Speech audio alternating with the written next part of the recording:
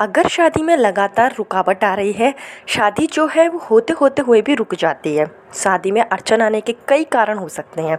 हो सकता है कि आपके ऊपर पितरों का जो आशीर्वाद है वो ना हो, या फिर नज़र दोष हो, या किसी ने आपका जो लग्न है वो बांध रखा हो सकता है आपकी कुंडली के जो सप्तम भाव है उसका जो स्वामी है वो क्रूर ग्रहों के नक्षत्र में आ गया हो। शादी में अड़चन कई कारणों से आती है, कारण चाहे कोई भी हो। अगर आपके शादी में लगातार रुकावट आ रही है, शादी विवाह जो है वो नहीं हो पा रहा है, कई बार रिश्ता पक्का हो जाता है और लास्ट मोमेंट पे जाकर अगर शादी टूट जाती है, तो ऐसे में आपको इस वीडियो में बताया गया एक सरल सा उपाय ज़रूर करना चाहिए। इस वीडियो में जो आपको उपाय बताया जाएगा, उस उपाय को घर में जो माता पिता हैं वो भी अपने बच्चों के शीघ्र विवाह के लिए कर सकते हैं। जो बच्चे हैं वो स्वयं अपने विवाह के लिए कर सकते हैं, या फिर जो बालक हैं बालिकाएं हैं वो चाहते हैं कि उनका जो जीवन साथी हो वो सुयोग हो, उनको अपनी पसंद का जीवन साथी मिले, या फिर वो प्रेम विवाह करना चाहते हैं, तो इस स्थिति में भी आप इस उपाय को कर सकते हैं। जो आपको उपाय वो आपको पूर्ण विश्वास और श्रद्धा के साथ करना है। जब आप कोई भी कार्य करते हैं, पूजा करते हैं, उपाय करते हैं, अगर उसमें आपका विश्वास शामिल होता है तो उसमें आपको सफलता निश्चित रूप में मिलती है।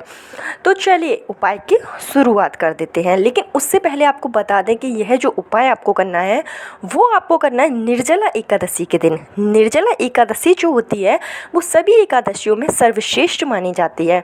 निर्जला एकादशी के दिन बहुत से जो लोग होते हैं वो अपनी कामना की पूर्ति के लिए निर्जल व्रत रखते हैं, श्री हरि विष्णु की उपासना करते हैं। निर्जल एकादशी के दिन अगर आप व्रत नहीं रख सकते हैं तो आप सिर्फ उपाय कीजिए जो कि आपको इस वीडियो में बताया जाएगा। निर्जला एकादशी जो कि इस बार 18 जून 2024 मंगलवार के दिन पड़ रही है। यह जो एकादशी है वो इस बार बड़वा मंगल के दिन पड़ रही है। निर्जला एकादशी का अपना ही विशेष महत्व होता है, लेकिन बड़े मंगल के दिन पड़ने के कारण इसकी जो महत्ता है वो और भी ज़्यादा बढ़ गई है। निर्जला एकादशी सर्वश्रेष्ठ एकादशी होती है। तो चलिए उपाय की शुरुआत करते हैं, लेकिन उससे पहले हमेशा की तरह आपसे मेरा निवेदन है कि अगर अभी तक आपने मेरा चैनल छोटी बहू डेली टिप्स को सब्सक्राइब नहीं किया है तो चैनल को सब्सक्राइब जरूर कर लीजिए। वीडियो पसंद आए तो लाइक कीजिए और कमेंट बॉक्स में हर हर महादेव या जय माँ लक्ष्मी जरूर लिखिए, जिससे कि माँ लक्ष्मी की कृपा आप पर और आपके परिवार पर हमेशा के लिए बनी रहे। निर्जला एकादशी 18 जून मंगलवार के दिन किया जाने वाला यह जो उपाय है वो आप सुबह के समय भी कर सकते हैं, या फिर आप शाम के समय भी कर सकते हैं। जब भी आपको लगे कि इस समय आपको उपाय करना चाहिए तो आप उस समय यह उपाय कर सकते हैं। मैं तो यह कहूँगी कि आप कोशिश यही करिएगा कि अगर आप सुबह के समय यह उपाय करें तो ज़्यादा ही शुभ माना जाता है। एकादशी के दिन अगर हम कोई भी उपाय करते हैं, अगर हम सुबह करते हैं तो उसमें हमें जो सफलता है वो शीघ्र मिल जाती है। तो चलिए इसके लिए आपको क्या करना है, यह जो उपाय है वो आपको घर पर ही रहकर करना है। आपको किसी भी मंदिर में जाने की कोई ज़रूरत नहीं है, आप घर पर ही रहकर इस उपाय को आराम से कर सकते हैं। बालक हैं या बालिकाएं हैं, अगर स्वयं अपने विवाह के लिए उपाय कर रहे हैं या फिर माता पिता उपाय कर रहे हैं अपने बच्चों के शीघ्र विवाह के लिए, तो दोनों में कोई फ़र्क नहीं है, आपको सेम इसी तरीके से उपाय करना है। सिर्फ माता पिता जब ये उपाय करेंगे तो आपको जिस बच्चे के लिए आप यह उपाय कर रहे हैं उस बच्चे का आपको मन में स्मरण रहना चाहिए कि आप मतलब पूजा आप उसी तरीके से करिए, उपाय आप सेम तरीके से आपको करना है। सिर्फ आपको मन में उस बच्चे का आपको ध्यान रखना है, स्मरण करना है जिसके लिए आप यह उपाय करने जा रहे हैं। तो चलिए इसके लिए आपको क्या करना है कि आपको निर्जला एकादशी के दिन सुबह जल्दी उठ जाना है। कोशिश यह करिए कि आप ब्रह्म मुहूर्त में उठ जाएं, 5 से 6 के बीच में आप उठ जाएं, क्योंकि जब हम कोई भी उपाय करें या फिर पूजा पाठ करें तो मतलब कोई अगर हम विशेष काम करने जा रहे हैं तो हमें उस समय सुबह ब्रह्म मुहूर्त में उठ जाना चाहिए। हमें 5 से 6 के बीच में उठ जाना है। उसके बाद आप स्नान आदि करके फ्री हो जाइए। एकादशी के दिन अगर आप पीले कलर के कपड़े पहनते हैं तो वो बहुत ही शुभ माना जाता है, क्योंकि जो पीला कलर होता है वो श्री हरि विष्णु को बेहद ही प्रिय है और एकादशी का जो दिन होता है वो श्री हरि विष्णु को समर्पित है, साथ ही साथ माँ लक्ष्मी को भी यह जो दिन है वो समर्पित है। तो ऐसे में अगर आप पीले कलर के कपड़े पहनते हैं तो बहुत ही अच्छा है, नहीं तो आप लाल कलर के कपड़े भी पहन सकते हैं। आपको काले कलर के या नीले कलर के कपड़े भूल कर भी एकादशी के दिन नहीं पहनना चाहिए। तो जब आप कपड़े पहन लें उसके बाद में आपको क्या करना है कि आपको अपने घर के मंदिर में सबसे पहले आपको अपने इष्ट देवता से प्रार्थना करनी है। जो भी देवता को आप मानते हैं उन देवता को आप प्रार्थना करिए कि मैं यह उपाय करने जा रहा हूँ या जा रही हूँ, इसमें आपको शीघ्र सफलता मिले। उपाय में अगर कोई गलती हो जाए तो माफ़ करें और उपाय का जो पूर्ण लाभ है वो आपको प्रदान करें। उसके बाद में आपको क्या करना है कि आपको तुलसी, आपके घर में अगर तुलसी गमला है तो उसके लिए आपको यह उपाय करना है। तुलसी जी के लिए आपको इस उपाय को करना है। तो अगर आपके घर में तुलसी गमला है तो बहुत अच्छी बात है। अगर तुलसी गमला नहीं है तो आपके घर के जो मंदिर होगा आसपास, अगर वहाँ पर तुलसी जी का पेड़ है, तुलसी जी का गमला है, तो आप वहाँ जाकर भी यह उपाय कर सकते हैं। आपको किसी और के घर पर जाकर यह उपाय नहीं करना है। अगर आपके ही घर में तुलसी का गमला है तो वहाँ पर कीजिए, नहीं है तो आप मंदिर में जाकर कर लीजिए। मंदिर में तो आपको जो तुलसी हरा है वो मिल ही जाएगा।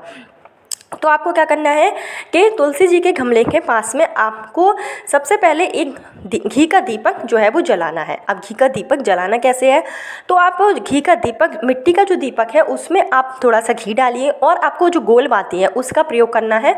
लंबी बाती आपको इसमें नहीं लगानी है, तो गोल बाती आप उसमें लगा दीजिए। उसके बाद में आपको 2 लौंग के जोड़े लेना है। साबुत लौंग होनी चाहिए, खंडित लौंग का प्रयोग आपको नहीं करना है। तो 2 जो फूल वाली लौंग होती है वो आपको लेना है और उसी दीपक में आपको डाल देना है। इसके बाद में आपको चुटकी भर हल्दी लेना है और चुटकी भर हल्दी भी आपको उसी दीपक में डाल देना है। और इसके बाद में आपको जो दीपक है वो प्रज्वलित करना है शीघ्र विवाह की कामना करते हुए।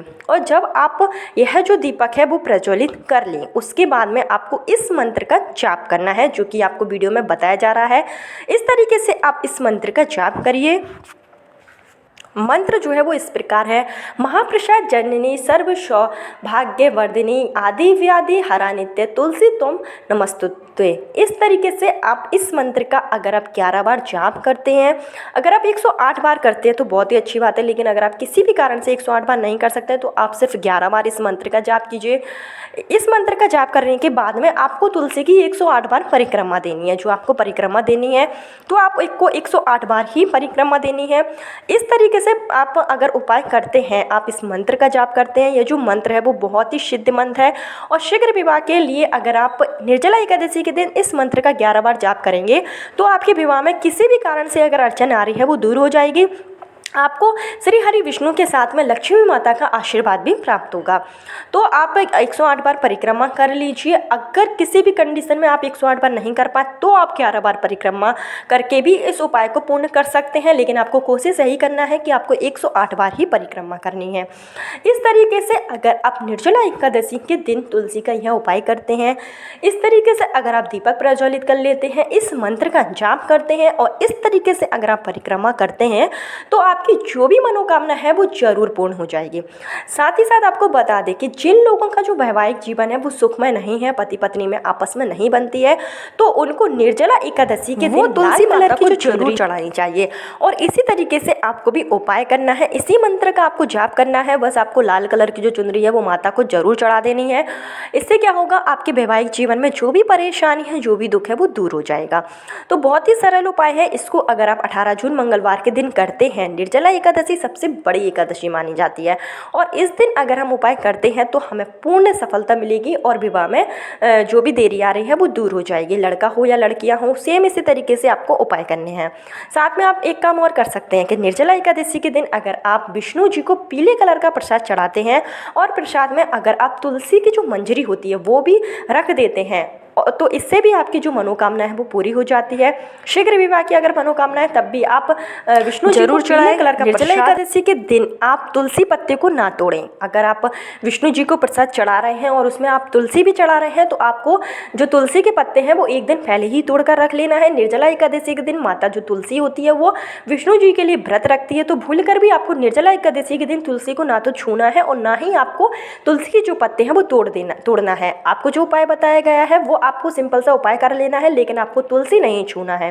इस तरीके से आप उपाय कीजिए, पूजा पाठ कीजिए, भगवान पर पूर्ण विश्वास रखिए। आपकी शादी में जो भी अड़चनें आ रही हैं वो जरूर दूर हो जाएगी। माता पिता अपने बच्चों के लिए सेम इसी तरीके से उपाय कर सकते हैं। पूर्ण विश्वास और श्रद्धा के साथ कीजिए, आपको सफलता जरूर मिलेगी। उपाय के साथ नए वीडियो के लिए राधे राधे।